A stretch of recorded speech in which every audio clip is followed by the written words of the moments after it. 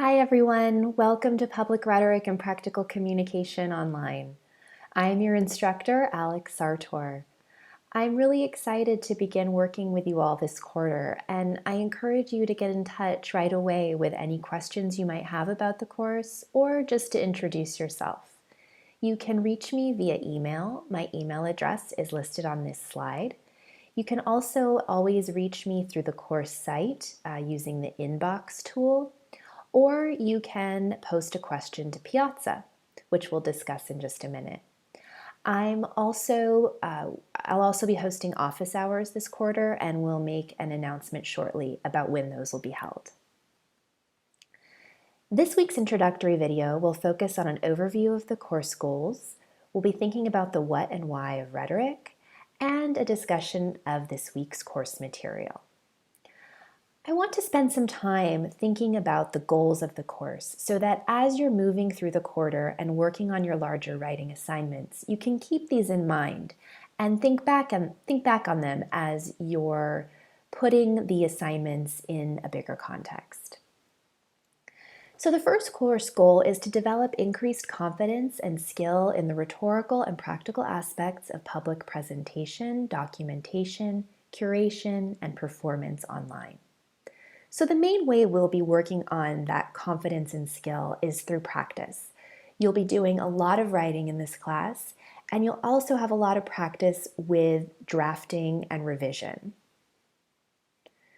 We'll be thinking about directing written, spoken, and digital compositions to multiple audiences. For each of the major writing assignments in this course, you'll spend a lot of time thinking about who exactly comprises the audience to which you're communicating, and how can you tailor your message to be as persuasive as possible for that particular audience. Along those same lines, we'll be thinking about testing different strategies to organize communication practices.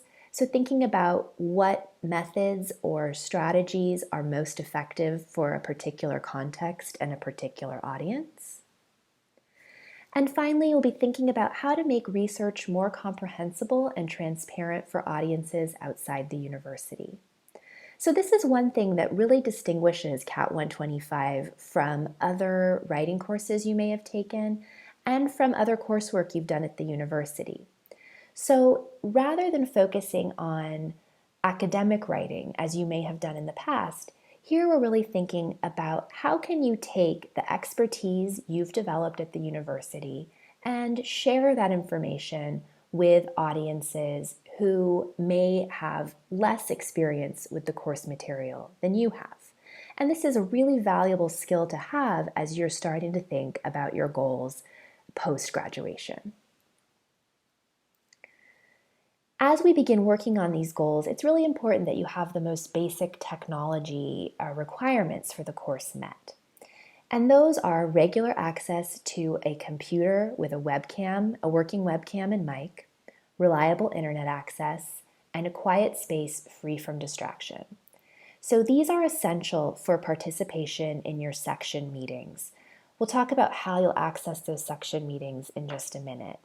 But in order to participate in them, you'll need to be working from a computer, a desktop computer, or a laptop.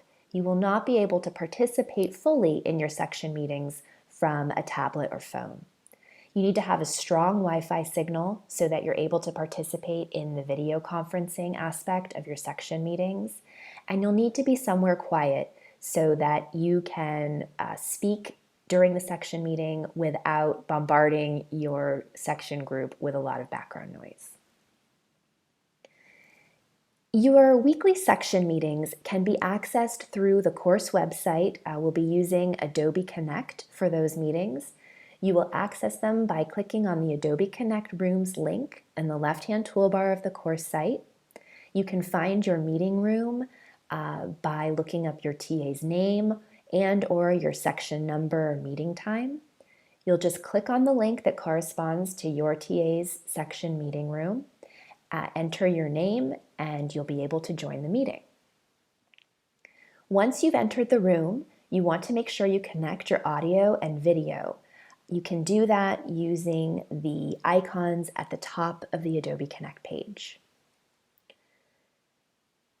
Your TAs and I understand that there is a bit of a hurdle getting everything sorted out with the first section meeting in an online class. But if you're having any issues with the technology, it's really crucial that you sort those out with your TA or me right away so that you're able to begin attending sections and participating in them fully for the entirety of the quarter. Regular attendance in this course is required, and it's really essential for your success. I think about writing courses a lot like lab courses, in that in order to participate in them fully, you need to be there and you need to be doing the work. In this case, rather than a lab experiment, the work is coming to section with draft material, responding to your peers' work, accepting feedback from your peers on your own work, etc. So your active participation in the section will be invited by your TA through a lot of activities and strategies.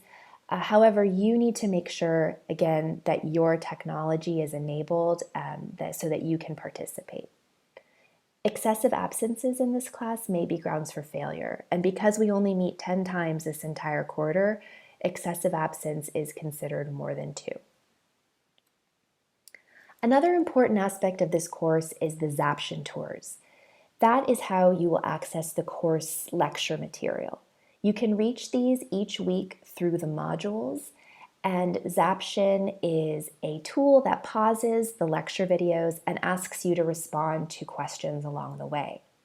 Your TAs and I will be able to use your responses to these questions in order to shape what's going on in your section meetings and in the course as a whole.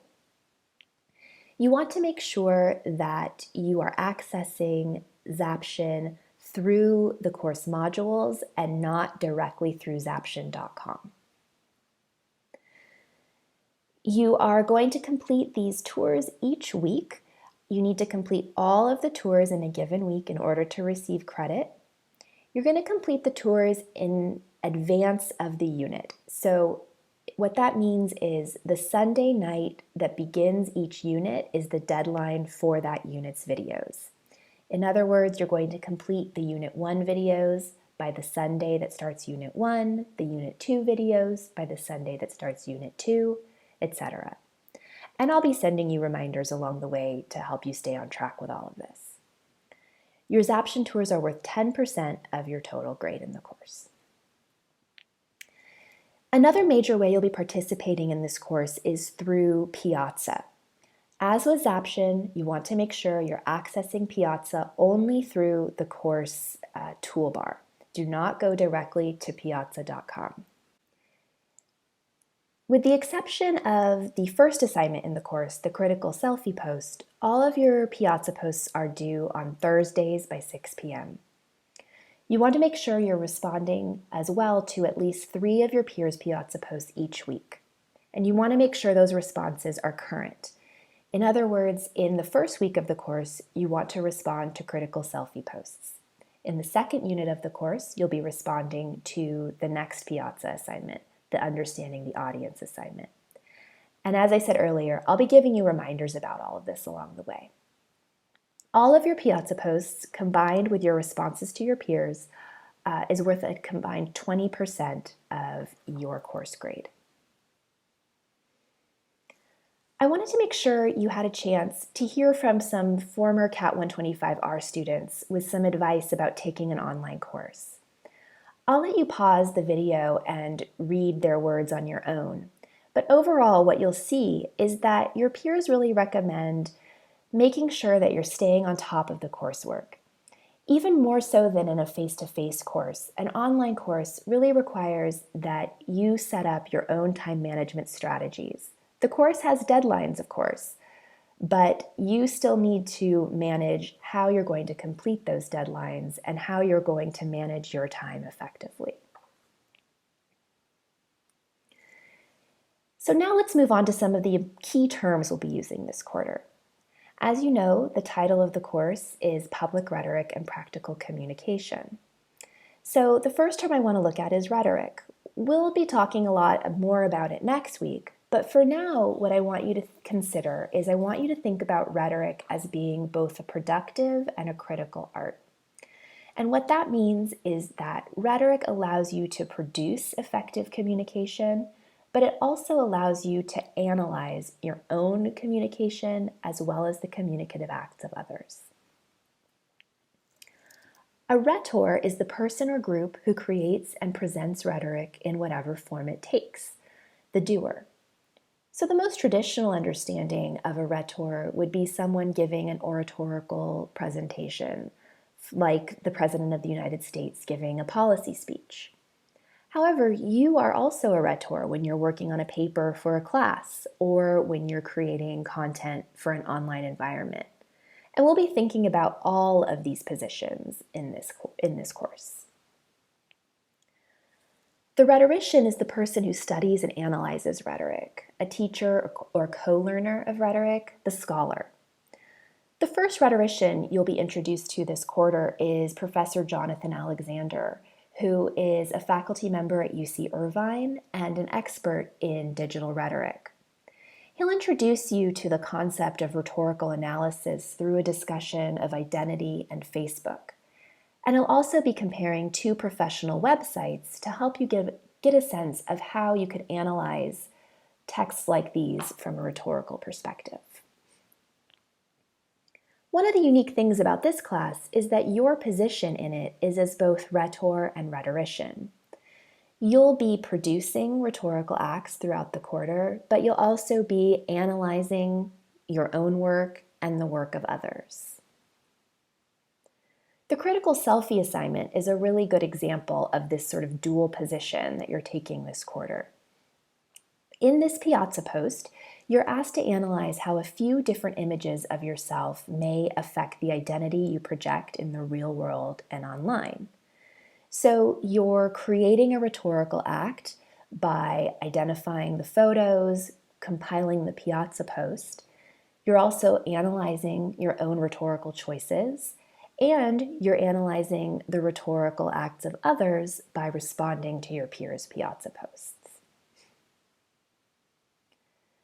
The exploration of online identities that you're performing in the critical selfie assignment is really closely tied to the material covered in one of your Zaption tours this week that is an interview with Professor Tom Boellstorff, who's an anthropologist at UCSD. And he discusses the idea that all of the identities you may identify in your critical selfie post are real. And what I mean there is even though they may be conflicting, even though some may exist online and some may only exist offline, even if some are true and some are false, it's the idea that they're all related to individual identity and cultural practice that makes them real. The last term we're going to discuss in this video is rhetorical theory, which is the explanation of how rhetoric functions and how it achieves its goals. We can think of rhetorical theory as the rules of rhetoric. We'll talk a lot more in next week's video about rhetorical theory, but overall what we'll be thinking about this quarter includes the means of persuasion, audience and purpose, media, mediation, and remediation, thinking about when you move media content from one form to another. We'll be thinking about forces, constraints, path dependencies, and codes. So what limitations or constraints exist in a rhetorical situation, and how do those constraints give shape to the communication that's produced in that context? And finally, network effects, looking at the complex social relationships that exist online and how those shape the context that produce rhetorical acts. You'll begin thinking about some of this theory in this week's reading, which you can access through the course module for Unit 1. It comes to you from the Social Media Reader, which, like all of the readings in this course, is available to you free and online. As I said at the beginning of the video, I really encourage you to reach out with any questions you may have about any aspect of the course. I'm really looking forward to hearing from you all. And if I don't hear from you via email, I will certainly see you on Piazza. Have a great week.